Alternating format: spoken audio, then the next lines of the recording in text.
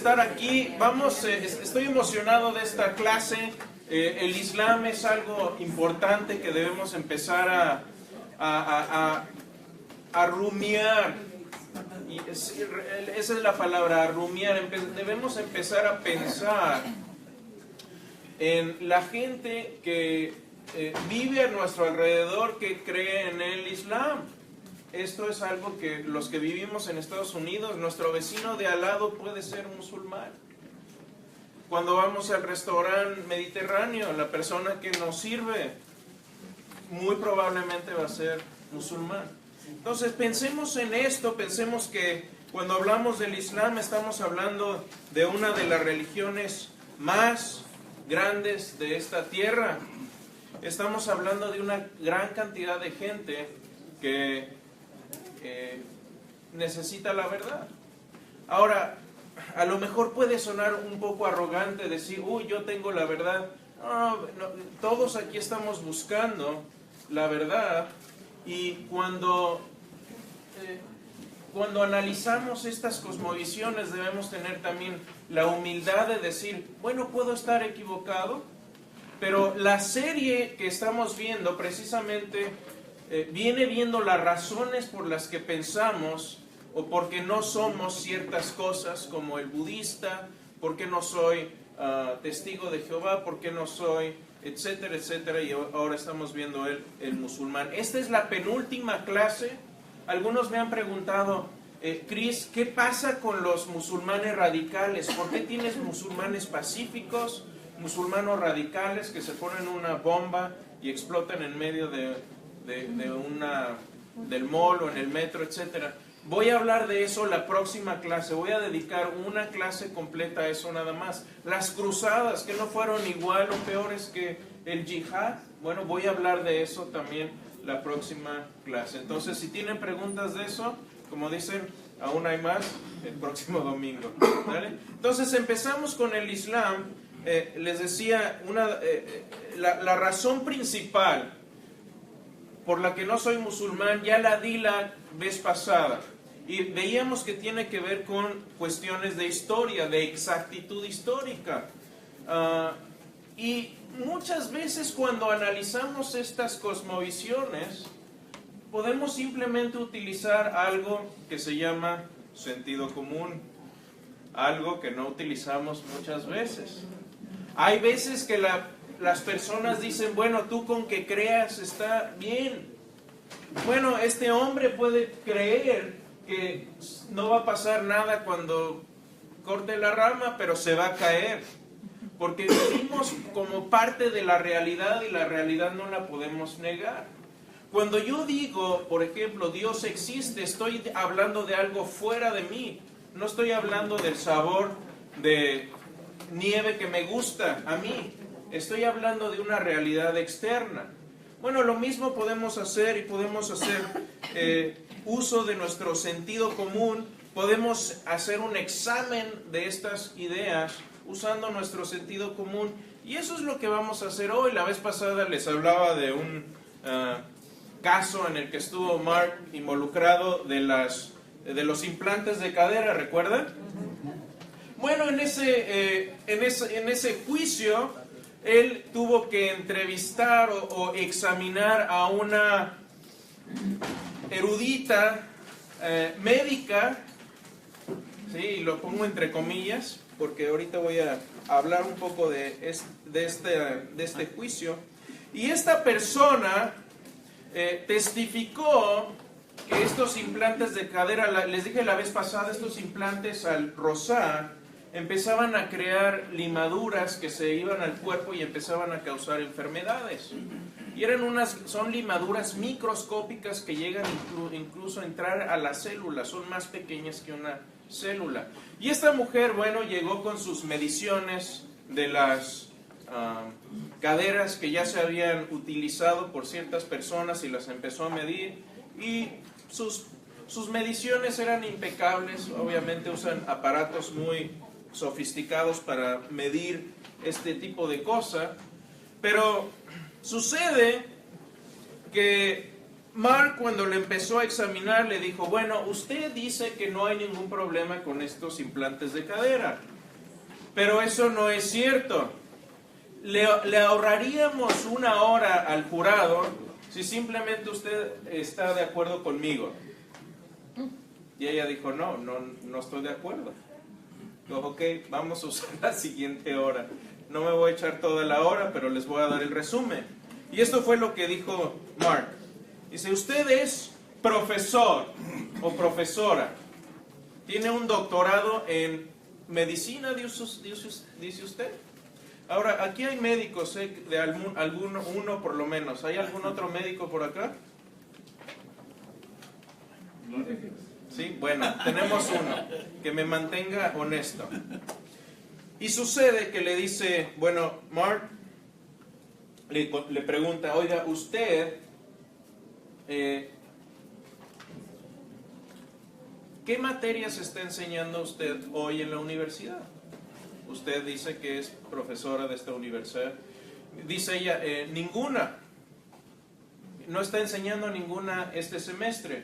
¿Qué enseñó el semestre pasado? No, ninguna tampoco. ¿Qué ha enseñado en toda su carrera en esta universidad? No, nada. Es que dice, no soy ese tipo de profesor. Ah, entonces, ¿qué tipo de profesor es? Bueno, yo doy consultorías. Estudié medicina. Ah, dice, estudió en Universidad de Suecia, donde estuvo aproximadamente 10 días y le dieron su doctorado remotamente.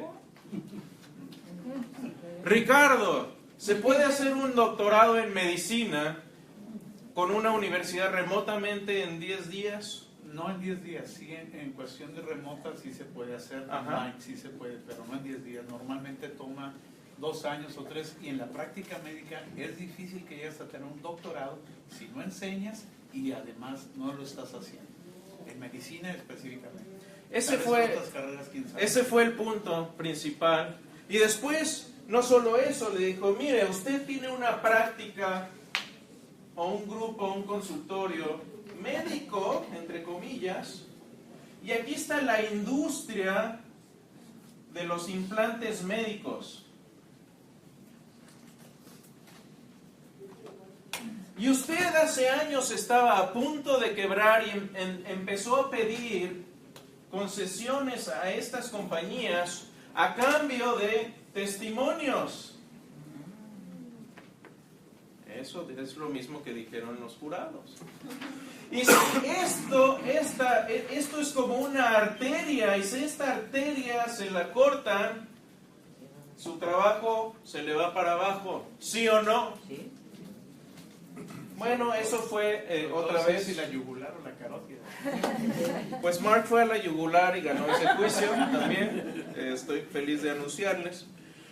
Pero sucede que a veces tenemos que usar un poco el sentido común, y es lo mismo que vamos a hacer ahora con este. En ese caso, sí, en ese caso, en vez de atacar el hecho, se atacó fue al testigo. Se atacó al testigo, se destruyó el testigo, pero todavía no se ha pero es comprobado, algo ¿no? válido, porque por ejemplo, si yo me paro aquí y les digo, ¿saben qué? Tengo una maestría en apologética y no tengo el título, o tengo un título patito que me compré por ahí de una universidad no acreditada, entonces si ustedes encontraran eso, ¿qué pensarían de mí? Es un charlatán, gracias por su honestidad. ¿Me entiende? Lo primero que hace un abogado siempre es acreditar a la persona que va a testificar. Claro, necesita uno, gracias Ronnie, necesita uno tener credibilidad, si no la pierde. Bueno, eso es lo que queremos ver. ¿Tiene credibilidad lo que recibió Mahoma y lo que después oralmente le pasó a sus seguidores o no? Les sugiero que el judaísmo, cristianismo, el islam, dijimos, son religiones históricas, se basan en la historia. Y no me parece que la historia que recibimos en el Corán es acertada. Vimos la clase pasada, estoy haciendo un resumen muy rápido, de por qué. Si ustedes leen el Corán, el Sura 457 dice, y dijeron, hemos matado al Mesías, Jesús, hijo de María, el mensajero de Alá, pero no le mataron ni le crucificaron, sino que les hizo confundir con otro a quien mataron en su lugar. Les hizo confundir, ¿se acuerdan? ¿Cuál es la teoría? Ahorita vamos a ver cuál es la teoría. Pero cuando veo esto me es imposible creerlo cuando lo comparo con los registros históricos que tenemos, registros más cercanos a los hechos. Decíamos anteriormente que los testimonios más cercanos a los hechos siempre van a tener mayor credibilidad, al menos que haya otra circunstancia atenuante ahí. Pero tenemos que apegarnos al testimonio más cercano que tenemos de los hechos. Y esta afirmación del Corán va en contra de toda la literatura pagana, judía y cristiana. Quiere decir que Mahoma tuvo la razón 600 años después que los historiadores romanos, que los testigos cristianos e incluso los enemigos judíos del siglo I. Interesante.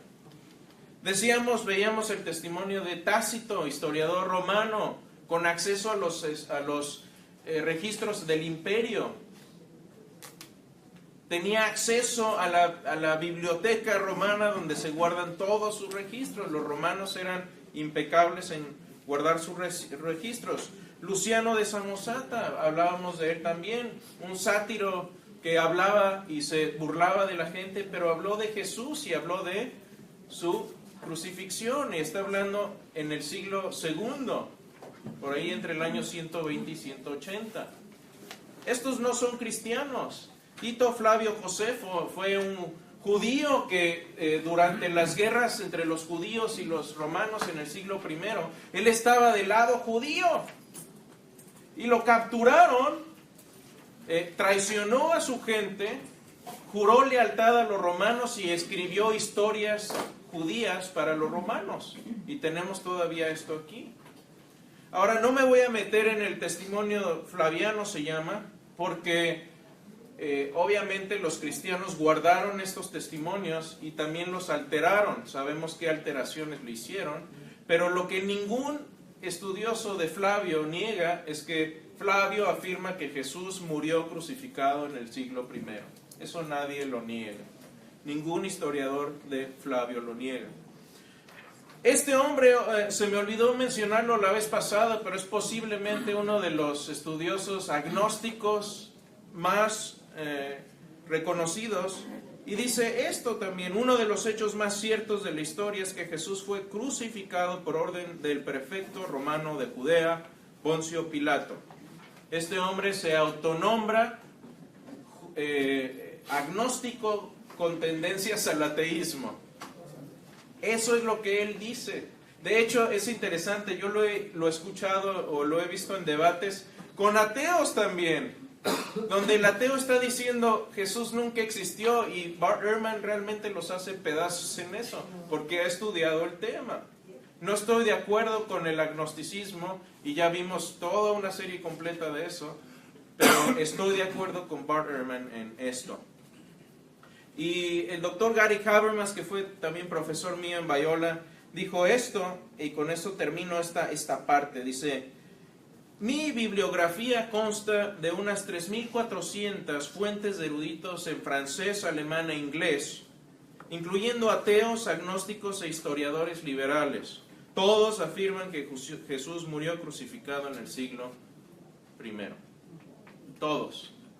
3.400 fuentes en los últimos, me parece, 200 años de historia, de estudio del Nuevo Testamento. Ahora, cuando hablamos, y esto ya es material nuevo, cuando hablamos del Islam acerca de, bueno, ¿qué pasó entonces con la crucifixión?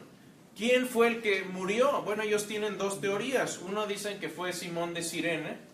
¿Se acuerdan que cuando Jesús después de que fue golpeado, se le pone el madero para que lleve el patíbulum se llamaba, para que lo cargue, y a mitad del camino él se colapsa y llega Simón de Cirene y le ayuda a cargarlo hasta el Gólgota? Bueno, ellos dicen que de alguna forma los romanos se confundieron y agarraron a Simón de Cirene en vez de agarrar a Jesús.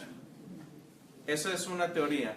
La otra es que Jesús realmente no murió cuando fue crucificado, que tuvo un reavivamiento en la tumba y que de alguna forma salió de ahí. Bueno, vamos a analizar esto un poquito con el sentido común. Les decía, encontré esto y no me aguanté ponerlo. Dice, el sentido común es como el desodorante.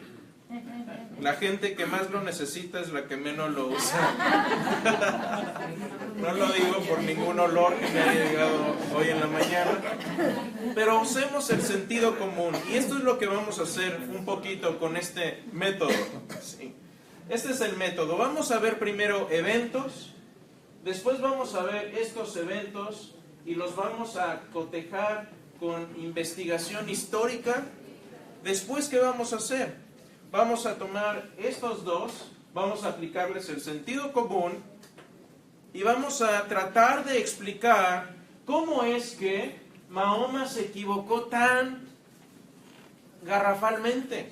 ¿Cómo es que pudo haber cometido tantos errores tan serios?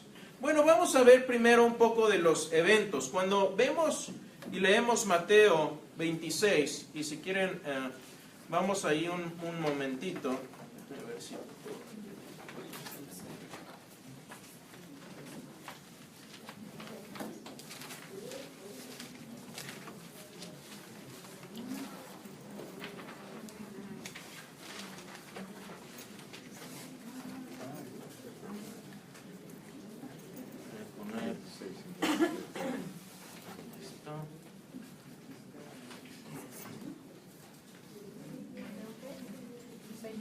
Mateo 26, versículo empecemos desde el 57. ¿Qué sucede? Que prenden a Jesús, lo llevan con el sumo sacerdote, Caifás. Pedro lo seguía desde lejos. Voy a ir recorriendo rápido los eventos. Llega con los principales sacerdotes y los ancianos del concilio y buscaban, ¿qué? Falso testimonio contra él. No lo hallaron. Entonces, ¿qué hicieron? Agarraron dos falsos testigos. ¿Por qué dos? Porque el testimonio judío requiere dos testigos para hacer una acusación legal. Por eso son dos. Este dijo, puedo derribar el templo de Dios y en 3 días reedificarlo. Jesús estaba hablando de su cuerpo. Y levantándose el sumo sacerdote le dice, no respondes nada. ¿Qué testifican estos contra ti? Jesús callaba. El sumo sacerdote le dijo, te conjuro por el Dios viviente que nos digas si tú eres el Cristo, el Hijo de Dios. Esto es muy importante. Dice Jesús, tú lo has dicho y además te digo que desde ahora veréis al Hijo del Hombre sentado a la diestra del poder de Dios y viniendo en las nubes. Aquí hay 4 afirmaciones muy importantes de Jesús. Primero dice, le preguntan, ¿eres tú qué? ¿Hijo de Dios? Primero, dice, ¿eres el Hijo de Dios? Dice, sí soy. Tú lo has dicho. Además, no solo soy el Hijo de Dios, van a ver al Hijo del Hombre, una referencia a Daniel 7, que es una figura mesiánica con el poder de Dios, y que viene viene en las nubes, dice, Hijo del Hombre que viene en las nubes. Esa referencia de las nubes también viene en Daniel 7, por cierto, que es una referencia de juicio. ¿Y quién tiene poder para enjuiciar a la humanidad? Dios. Entonces él prácticamente, al decir soy Hijo del Hombre, soy esa figura mesiánica preexistente y tengo poder de juicio sobre ustedes. A la diestra del poder de Dios, viniendo de las nubes. Gary Habermas dice de esta afirmación, dice, la que probablemente le costó la vida a Jesús es la afirmación de estar sentado a la diestra del poder de Dios. Porque eso es igualarse a Dios. Es posible, pero las 4 en sí son afirmaciones muy detalladas acerca de la deidad de Cristo. Y yo diría que la más importante es cuando dijo, yo soy. Es posible, los eruditos debaten esa. Los eruditos debaten esa porque unos dicen, bueno, no sabemos si categóricamente está haciendo referencia al Antiguo Testamento, donde dice Dios, yo soy. Por eso Habermas no la usa. pero finalmente uno puede saber qué es lo que estaba pensando el enemigo, porque entonces, ¿qué hace el sumo sacerdote? Rasgó sus vestiduras y dijo, ha blasfemado. ¿Qué es la blasfemia en el contexto judío? La blasfemia en el contexto judío es hacerte igual a Dios, igualarte a Dios. Ese es el contexto de la blasfemia. Entonces ya en el siguiente capítulo vemos a Jesús que es llevado, dice, venir a la mañana todos los principales sacerdotes y ancianos del pueblo entran en consejo contra Jesús para entregarle a muerte. Lo llevan atado, lo entregan a Poncio Pilato. Judas ahí se suicida. Tenemos ese pasaje. La interrogación de Jesús ante Pilato. ¿Eres tú el rey de los judíos? Y Jesús le dice, ¿tú lo dices? Y siendo acusado por los principales y los ancianos, nada respondió. ¿No oyes cuántas cosas testifican contra de ti? Pero Jesús no le respondió ni una palabra, de tal manera que el gobernador se maravillaba mucho. Después escogen a Barrabás en vez de Jesús, lo entregan y se lava las manos Pilato. Dice, su sangre sea sobre nosotros y sobre nuestros hijos, dijo el pueblo. Eso es lo que quiso el pueblo. Se burlan de Jesús, lo llevan al pretorio, lo desnudaron. Muchas veces en las películas, obviamente nos pasan a Jesús con una cobertura. Los estudiosos están de acuerdo que probablemente no tenía nada. Eso era lo humillante que era esto. Era una humillación terrible. Pusieron en su cabeza una corona tejida de espinas, le escupieron, le golpearon la cabeza. Después de haberlo escarnecido, le quitaron el manto, le pusieron sus vestidos, lo llevaron para crucificarle. Aquí quiero hacer una pausa. Después de haberle escarnecido, esto no captura suficientemente de lo que estamos hablando. Entonces tenemos estos eventos. Déjenme hablar un poco de lo que sucedía y hablé brevemente de esto, pero déjenme adentrarme. La flagelación romana que sucedía antes de la crucifixión no era como cuando nuestros papás, y a mí no sé cómo ustedes los corregían, ¿verdad? Pero a mí me enseñaban el cuero, el cinturón, ¿sí? Y algunos todavía temblamos cuando escuchamos eso. El cinturón. Bueno, sucede que el cinturón era un instrumento de miedo. Muchas veces no lo utilizaba, muchas veces simplemente con que nuestro papá hiciera así, ya se corregía el problema.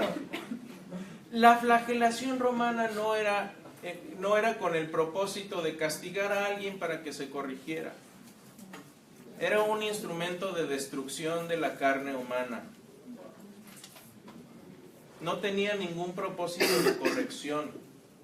Ese instrumento, el flagrum, era un palo, un mango con tiras de cuero, con pedazos de metal, de hueso, que estaba diseñado para golpear la piel y arrancar la piel. De hecho, tenemos testimonios. Déjenme leerles un testimonio de Cicerón, un romano, un orador romano. Habla de esto y esto es lo que dice. Dice, la crucifixión es la tortura más espantosa y cruel. De hecho, también tenemos un testimonio de Eusebio, que fue historiador en el siglo III, y dice esto. La flagelación romana, en la flagelación romana dice, las venas, fíjense, las venas del azotado, así como sus músculos, tendones e intestinos quedaban al descubierto.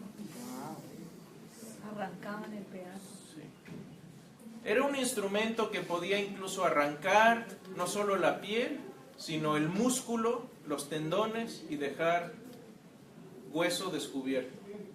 Ese era De hecho, muchos no sobrevivían la flagelación romana. No era extraño ver que unos simplemente ya no los podían crucificar porque no podían ni levantarse de ahí y se desangraban. Cortaba las venas, las arterias. Muchas veces te agarra la arteria femoral y se acabó. En 30 segundos estás desangrado. Tan profundamente podía llegar este instrumento. Los evangelios no nos lo describen, pero sabemos históricamente cómo era eso. Y por cierto, Jesús sufrió eso por nosotros. Si fuera poco, tuvo que cargar esta viga y pesaba entre 75 y 100 libras. 35 a 50 kilos, más o menos. El patibulum se llamaba en latín. Jesús no era un debilucho. Jesús era carpintero, y en la carpintería en aquel tiempo no era nada más madera. A ver, ahorita podemos ir a Home Depot y comprar la madera y en el carrito muy rápido llevárnosla. En aquel tiempo tenías que agarrar tu hachita y vamos a bajar árboles. Y no solo eso, un carpintero era también un constructor. Y trabajaban con piedra también, porque no hay mucha madera en Palestina, en Jerusalén. No es así como que, ok, vamos a agarrar más árboles aquí. No estamos en Woodlands. ¿Sí? No era un debilucho Jesús. La crucifixión era un proceso diseñado para alargar la vida de una manera sufriente totalmente, pero finalmente los romanos eran maestros en el asesinato. Habían dominado y conquistado miles de pueblos y gentes. Un soldado romano no estaba ajeno como nosotros a la muerte, donde nosotros lo más que nos acercamos a veces es en un funeral. Para ellos la muerte era algo de todos los días. Era un negocio del imperio. La crucifixión, déjenme decirles, en el momento, y esto lo hizo un médico alemán, la muerte por crucifixión generalmente es muerte por asfixia.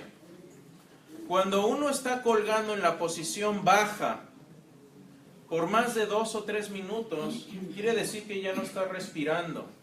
¿Por qué? Porque los músculos torácicos comprimen los pulmones de tal manera que cuando uno está colgando, de hecho, el experimento que hicieron en Alemania, estos médicos, fue que, si a ti te dejan colgando en la posición baja sin ningún tipo de soporte en tus pies, en 30 segundos empiezas a perder la razón, empiezas a desmayarte, y en 3 o 4 minutos estás muerto. Entonces un romano sabía que cuando la persona ya no se impulsaba hacia arriba para respirar, y normalmente tus pies estaban clavados muchas veces de esa forma, con 2 maderos para que los pies no se pudieran salir. Ya cuando tú estabas colgando en la posición baja por cierto tiempo es porque ya estás muerto. Después cuando les rompían por eso les rompían las piernas, las rodillas, para que no se pudieran impulsar. Entonces ya cuando habían sufrido lo suficiente, eso era un acto de misericordia para asegurar la muerte de la persona, y después les daban un tiro de gracia, y tenemos registros que a veces era con una lanza, a veces era con una flecha, era de distintas maneras, pero el soldado romano que no cumpliera con su trabajo de que ese hombre estuviera muerto, le tocaba morir a sí mismo. Esa es la aplicación de los hechos históricos y del sentido común. Vimos los eventos y vimos estos hechos históricos. Son aterradores. Ahora, yo me pregunto, Cuando aplico esto al sentido común, digo, ¿de veras, amigos musulmanes, Simón de Cirene?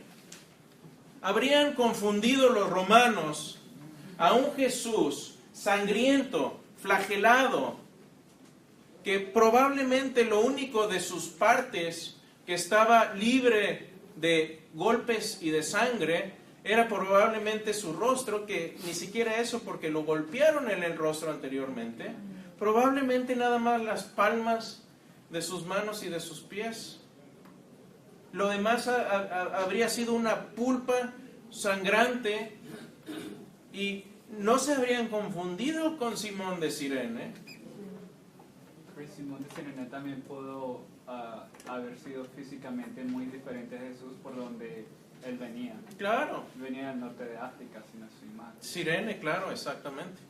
Sí, Y claro. aparte de eso, los sumos sacerdotes y todos los fariseos, saduceos estaban ahí, querían ver los muertos. Querían verlo, Hubieran claro. protestado.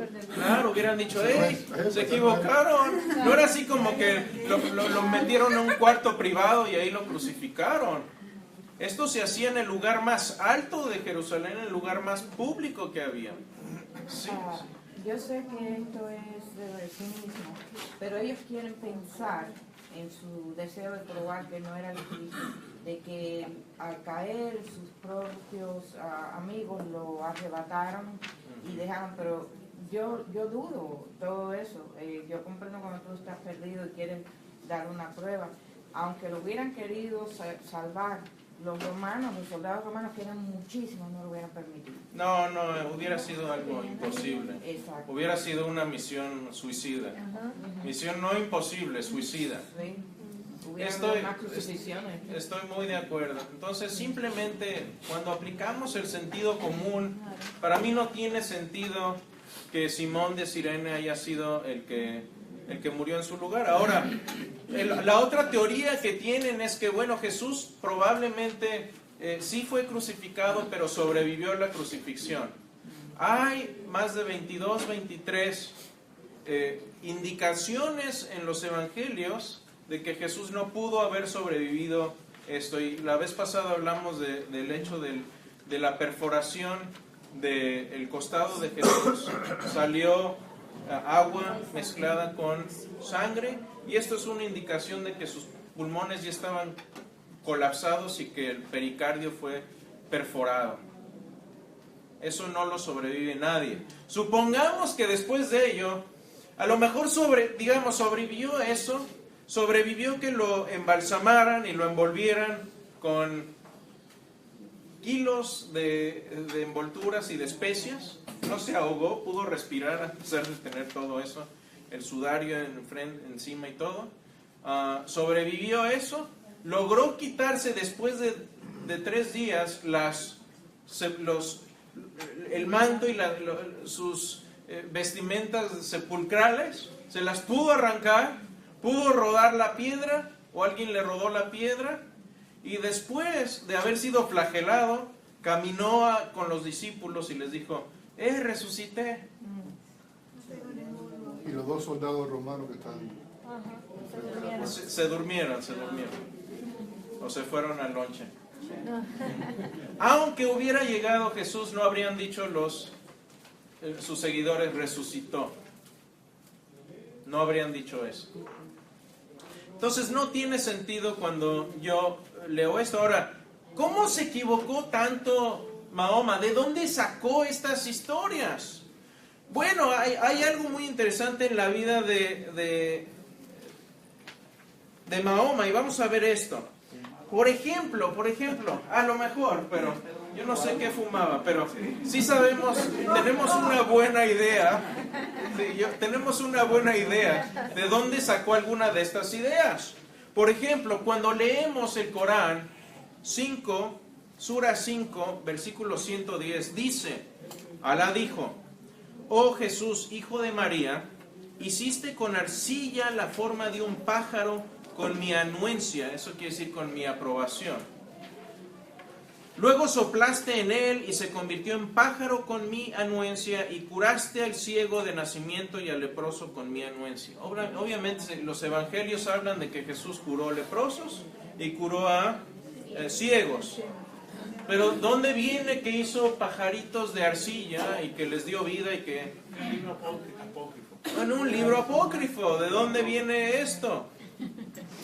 Bueno, viene de una idea que surgió en el siglo II, cuando se empieza a mezclar algunas de las ideas de los griegos. Los griegos pensaban, ¿se acuerdan cuando vimos la historia de la iglesia? Hablamos de los gnósticos. Y los gnósticos pensaban que todo lo físico es malo y lo espiritual es bueno. Entonces ellos decían, no, Jesús no estuvo aquí físicamente, no murió físicamente. Era como un fantasma. Una ilusión. Era como, yo le llamo la teoría de Jesús Jedi, ¿no? De veras, no, vean las películas, ¿que no las han visto? Que se les aparece ahí Yoda como, ¿sí? Bueno, véanlas. Pero sucede que tenemos un escrito que se llama El Evangelio de la Infancia de Jesús, escrito por Tomás supuestamente. Bueno, esto es un evangelio gnóstico, apócrifo, que se escribió entre el 150 y 180 después de Cristo. Ya es posterior a los testimonios más cercanos. ¿Y qué es lo que dice esto? Dice, el niño Jesús, de 5 años de edad, jugaba en un vado de un arroyo y amasando barro formó 12 gorriones. Jesús, dando una palmada y dirigiéndose a los gorriones, exclamó, ¡volad! Y los pájaros abrieron sus alas y volaron, piando con estruendo. ¡Qué lindo! Pero no es histórico, es una fábula que se escribió mucho tiempo después. ¿De dónde sacó esto Mahoma? Bueno, Mahoma no lo leyó, era iletrado, era analfabeta, o analfabestia, como lo decimos algunos en nuestros pueblos. No es cierto. Muy mexicano. Era analfabeta, no sabía leer ni escribir. Pero fíjense en esto, Mahoma tuvo varias esposas, una de ellas era cristiana. Mahoma tuvo un esclavo cristiano. Incluso tenía un primo que era cristiano. Eran gnósticos. No, bueno, es que ellos conocían de estas historias que habían estado circulando. Oh, de amor ahí se las inventó. No, O se la oyó. hay que aclarar que el gnóstico ni cree ni está a favor, está como tibiote. Entonces no quiere decir que crea o deje de creer. Bueno, ese es el agnóstico. El gnóstico es el que dice, es el tipo de evangelio que surgió en el siglo II y III con ideas griegas entremezcladas. Entonces de ahí salieron estas ideas. Otro ejemplo, si leemos el Corán, Sura 19:29, tenemos un recuento de Jesús bebé hablando. Ella lo señaló al niño, y aquí cuando se refiere niño es un niño de cuna, un infante, un bebé. Y entonces le dijeron, ¿cómo hemos de hablar con un niño que aún está en la cuna? Obviamente había gente que llegó y María señala al niño y dice, pues hablen con él. Es como si está el bebé ahí en la cuna y dice, a ver, platícale algo. No, bien. Dice, entonces Jesús habló, el bebé Jesús, y dijo, por cierto que soy el siervo de Alá. Él me revelará el libro y hará de mí un profeta. Seré bendecido donde quiera que me encuentre. Este es el Corán. ¿De dónde viene esto? Bueno, hay un escrito similar de 100 años antes de Mahoma, y aquí estamos hablando del año 500. Hay otro evangelio, que es el evangelio sinóptico de la infancia de Jesús, que es un escrito árabe. Y esto es lo que dice, el cual afirma que Jesús habló estando en la cuna y que dijo a su madre, yo soy el Verbo, Hijo de Dios, que tú has parido, como te lo había anunciado el ángel Gabriel, y mi Padre me ha enviado para salvar al mundo. Imagínense semejante regalo del Día de las Madres, ¿no? Nace tu bebé y te dice, voy a ser el Verbo, el Hijo de Dios. Imagínense.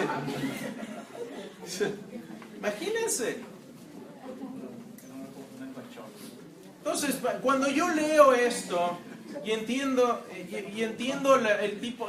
Recuerden que también en aquel tiempo Nestorio había sido, en el siglos antes, siglo III, IV, Nestorio había sido desterrado del Imperio Romano de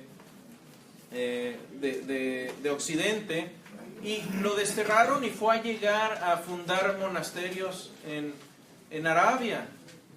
Y entonces había también monasterios que enseñaban herejías y enseñaban que Jesús no era el Hijo de Dios. Y por cierto, Mahoma, tenemos registros históricos de que posiblemente entre los 6 años y los 10 años tuvo contacto con estos monjes nestorianos. Entonces ahí podemos ver de dónde salen probablemente algunas de estas ideas del Corán, y explican bien por qué es lo que estaba sucediendo en aquel tiempo. Entonces, estos problemas y estas diferencias entre el Corán, entre el cristianismo, no son solamente de historia, sino también de teología. ¿Por qué el musulmán trata de negar que Jesús fue crucificado, golpeado, flagelado, desnudado y humillado de esa manera? Porque ellos piensan que alguien que viene de Dios, un profeta de Dios, no sería humillado de esa manera. Entonces tratan de eliminar... Sí, Simón. No, solo quería comentar sobre lo que estás diciendo de que un profeta que viene de Dios no sería humillado, pero al ellos decir de que Jesús fue salvado por Dios y sustituido por otra persona, eso está demostrando, al menos ahí en la realidad de ellos, que Jesús no fue humillado. Sin embargo, Mahoma fue muerto humillantemente por una mujer judía que lo envenenó. Y ahí Alá no se metió para defender. Interesante, exactamente. ¿Que murió envenenado? Yo no sabía. Posiblemente, es la teoría más acertada. Un comentario, no lo quiero hacerlo polémico, pero es muy importante. Jeremías 8, para ser más preciso. Jeremías, tú sabes que hubo una gran discusión entre el pueblo judío, inclusive para inscribirlo parte del canon de los judíos, para empezar. ¿Por qué? Porque siendo un profeta mayor, cuando él hablaba con tanta rectitud que era tan terrible. Pero él dice que los mismos escribas, en el capítulo 8, alguien que es 8, estoy seguro, que los mismos escribas han transgiversado la palabra de Dios. Y eso casi nadie nos enseña. De que el mismo hombre lo ha hecho. Dentro de todas las publicaciones a lo largo de la historia, han habido cambios que han hecho. Y condena a Dios precisamente al pueblo y a los sacerdotes judíos por eso mismo, a través de Jeremías como profeta. Sí, y obviamente sabemos de esos cambios, porque tenemos otros escritos sin los cambios, por eso sabemos cómo han sido alterados, por cierto, ¿no? Pero sí, es verdad. Es un hecho de que sucede. Sí, sucede, pero y aquí el punto principal es que ellos pensaban que alguien que venía de Dios no iba a ser humillado de esa forma. Pero el problema es ahora, este. La pregunta que dio María, ¿y qué pasó después? Porque si sobrevivió, ¿verdad? Y crucificaron a la otra persona, ¿qué pasó con Jesús de acuerdo a la teoría musulmana? Pues no tienen una teoría, simplemente dicen se desapareció. O sea, simplemente no hay registro histórico, es una teoría ad hoc, es decir, me la saqué de la manga. No hay evidencia, no hay sustento. Debería ser, si tú basas esa historia. Sí, no hay sustento histórico, desde luego. Terminemos entonces, miren, esta es la cosa más importante que yo veo aquí. Que el musulmán tiene problemas con entender que un profeta de Dios sea muerto de esa manera. No lo sería. Soy padre de 2 hijas. Si a mí me dijeran, ¿sabes qué? Tienes que despojarte, humillarte y todo, sufrir por ellas y morir por ellas incluso. Si no, ellas van a sufrir terriblemente. ¿Qué creen que yo haría? Lo hago. ¿Por qué? Porque las amo. Y pensaría la gente, wow, qué mal padre, se despojó y se... No, al contrario. Tiene más mérito. Y fíjense, tiene más mérito un padre que está dispuesto a dar su vida por sus hijos que un padre que se queda ajeno y que dice simplemente su trabajo es someterse a mí, yo soy Alá. No puedo entender eso, y eso es lo que a veces no entienden. Entienden a Alá como un ser lejano, incomprensible, que no tiene nada que ver con el hombre. Y me gusta una historia de Nabil Qureshi, que por cierto tiene cáncer, está en peligro su vida, oren por él. Pero él dice que cuando empezó a considerar el cristianismo le entró una angustia terrible de perder a su familia, porque si dejas el Islam no solamente llegas al cristianismo, te tienes que cortar y despojar de toda tu familia. Y él dice, bueno, yo fui al Corán buscando consuelo y no encontré un solo pasaje donde decía que Alá me ama.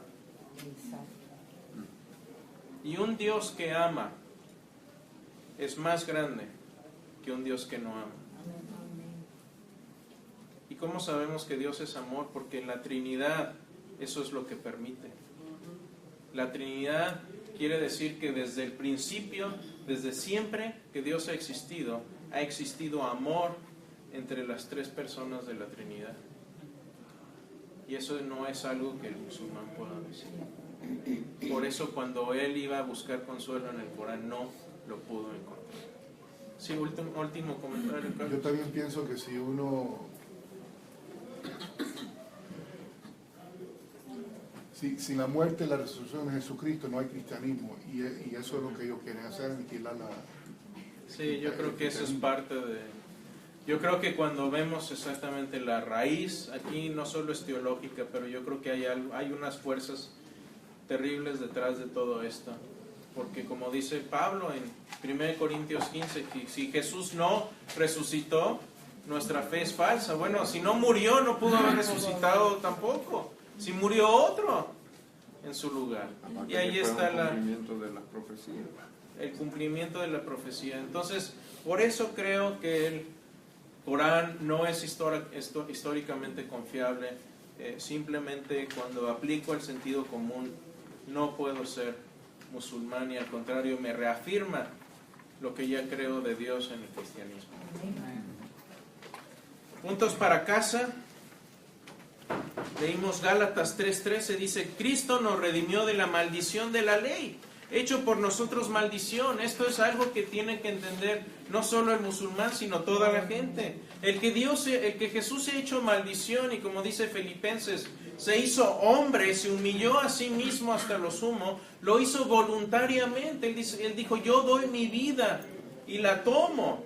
No fue algo que hizo obligado, fue algo que Él hizo voluntariamente para morir y pagar la ley que nos señalaba nuestra maldad. Por eso lo hizo. ¿Estamos agradecidos por eso? Yo cuando pienso simplemente en la flagelación de Jesús digo, wow, no me gusta que haya pasado por eso, pero gracias que lo hizo, porque lo hizo en mi lugar. Sigamos, dice 1 Corintios 1:17, dice, porque la palabra de la cruz es locura a los que se pierden, pero a los que se salvan, esto es a nosotros, es poder de Dios. Es el poder de Dios el que mantuvo a Jesús en la cruz. Y fue su amor el que lo mantuvo ahí. Que esto sea así para mí, que vivamos en ese poder y que transmitamos eso también a los demás. ¿Es difícil hablar con musulmanes? Sí. Pero ¿saben qué? Ellos saben lo que nosotros creemos. Y si no nos acercamos a ellos, van a decir de nosotros estas dos cosas. O una de dos, o no creen lo que creen realmente, no creen que Jesús vino a morir por mí también, o no les interesa. Necesitamos hablar. Y finalmente Romanos 6:5 dice, porque si fuimos plantados juntamente con Él en la semejanza de su muerte, así también seremos en la de su resurrección. No se quedó Jesús en la cruz, no nos quedemos con la imagen de un Jesús flagelado y crucificado, porque no se quedó ahí. Llegó el domingo, resucitó el domingo, y sus discípulos lo vieron. y estuvieron dispuestos a escribir eso y a sufrir y a morir por eso. Los escritos de ellos los tenemos hasta nuestros días. Vivo agradecido no solo por lo que hizo Jesús, sino porque los discípulos, también gracias a ellos tenemos estos testimonios escritos. Usémoslo para la gloria de Dios.